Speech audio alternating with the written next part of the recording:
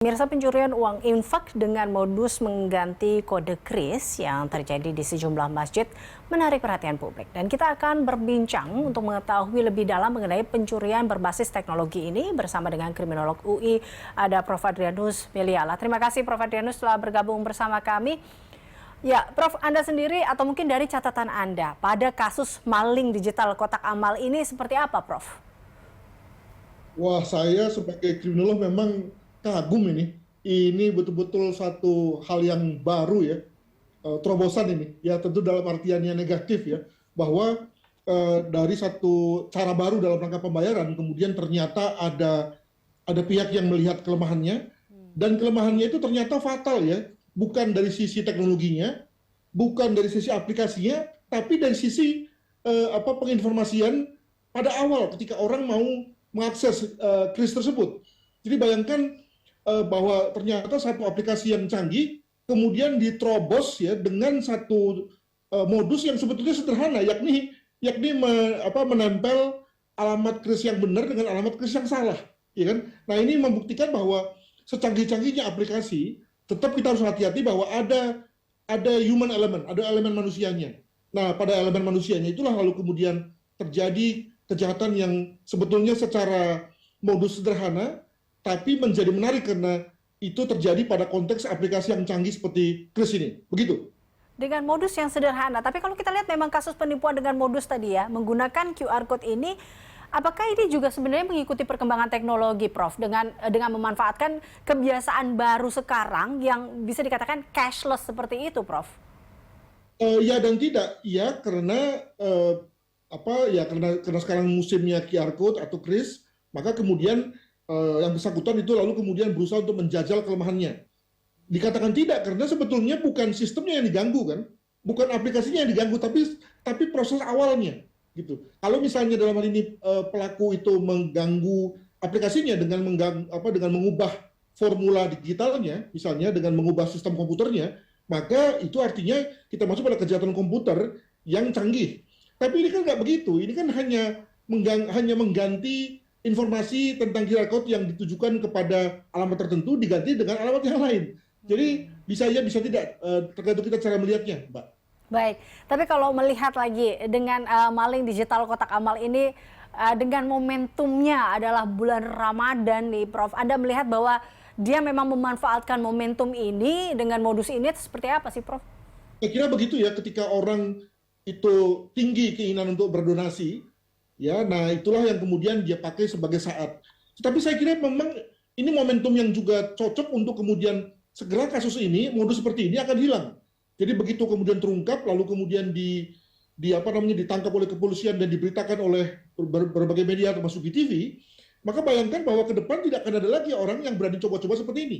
Demikian juga para penyedia QR Code, ya, kris akan segera juga menjaga alamatnya, mungkin nanti akan disimpan dengan mika gitu ya, sehingga tidak mudah ditempel, atau disimpan dengan plastik sehingga tidak mudah diganti dan seterusnya, sehingga kemudian lalu alamat itu menjadi aman dalam rangka ketika kita mengirimkan dana tertentu. Nah, jadi saya kira ada blessing in disguise. Memang pada awalnya terlihat mengagetkan dan bagi saya sebagai pengamat seperti mengejutkan, tapi untuk ke depan saya kira bagus ya, agar menjadi pembelajaran bagi masyarakat dan juga bagi kita semua untuk berhati-hati menjaga QR Code kita, begitu. Ya, karena kalau kita lihat secara kasat mata, Prof, tidak ada yang berbeda atau kita lihat memang sama saja seperti itu ya kan, dia memanfaatkan hal ini.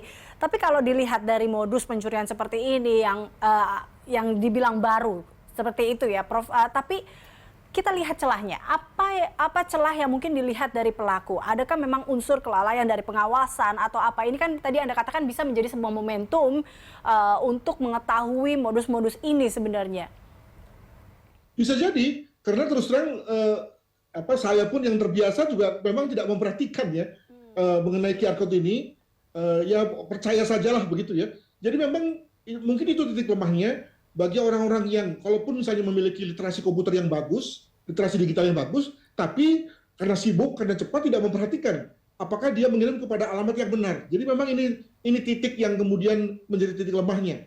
Nah, lain halnya kalau misalnya kita adalah orang yang mungkin punya waktu ya, begitu kita tap di digital kita, lalu kita tahu kelihatan misalnya alamatnya yang tertuju dan begitu alamatnya ternyata ternyata beda, maka kita menolak untuk mengaktifkan enter gitu ya. Ya. Tapi itu kan bagi orang-orang yang punya waktu, bagi orang yang sudah terbiasa dan menganggap bahwa ya itu alamat biasa aja gitu ya. Nah, maka begitu dia pasang lalu dia tap, nah maka kemudian uang kita mengalir ke alamat yang salah. Jadi ini juga satu pembelajaran bagi kita untuk kalau kita memiliki satu moda pembayaran yang berbasis pada kris ini, maka siapkanlah waktu bangsa 5 detik gitu ya untuk mengetahui apakah kita sudah masuk kepada alamat yang benar, karena biasanya alamat itu akan tentu terlihat di layar kita pada saat kita sebelum mengaktifkan enter begitu. Oke, kalau kita masuk ke sisi dari si pelaku sendiri, Prof. Ini kan kita lihat pelaku bukan orang yang sembarangan. Artinya dia tahu betul terkait dengan bagaimana proses kris ini, bagaimana tentunya karena dia pernah bekerja di salah satu bank. Artinya apakah memang si pelaku bisa dikatakan handal dalam hal ini mungkin? Tentu handal yang enggak ya, cuma karena dia kan menyalin dengan menggunakan alamat dia sehingga lalu uang diharap masuk ke alamat dia. Dan yang kedua menurut saya juga yang bersangkutan itu greedy ya, ada rakus lah begitu. Andaikan saja misalnya dia hanya memasang di satu tempat saja gitu ya, lalu kemudian di tempat yang lain cuma satu dan dia pastikan betul bahwa dia tidak akan terlihat oleh CCTV, maka tentu hal itu tidak akan ketahuan. Benar bahwa kemudian lalu tidak akan banyak uangnya masuk, tetapi dia tidak ketahuan. Tapi ketika dia melakukannya secara serempak di berbagai masjid, saya bayangkan ini yang bersangkutan melakukannya pada satu kali jalan ini ya, di Jakarta Selatan sekali jalan sekali putar semua itu gitu ya. Lalu kemudian nggak peduli dengan ada tidaknya CCTV, padahal yang bersangkutan itu tadi yang dikatakan oleh Mbak sebagai orang yang memiliki kemampuan digital, masa nggak tahu bahwa ada CCTV di situ gitu ya. Jadi saya kira yang bersangkutan bekerja berbasis pada rakusnya, dan sekarang yang bersangkutan menerima getahnya begitu. Baik, Prof. Terima kasih Prof telah bergabung bersama kami, telah membahas terkait dengan waspada maling digital kotak amal. Kalau menurut Prof lebih baik menyisihkan waktu kurang lebih 5 detik lah untuk mengetahui betul atau tidak terkait dengan kris yang akan kita gunakan seperti itu ya. Uang kita akan pergi kemananya. Terima kasih Prof Adrianus Meliala, kriminolog UI telah bergabung bersama kami dalam Berita Satu Sore.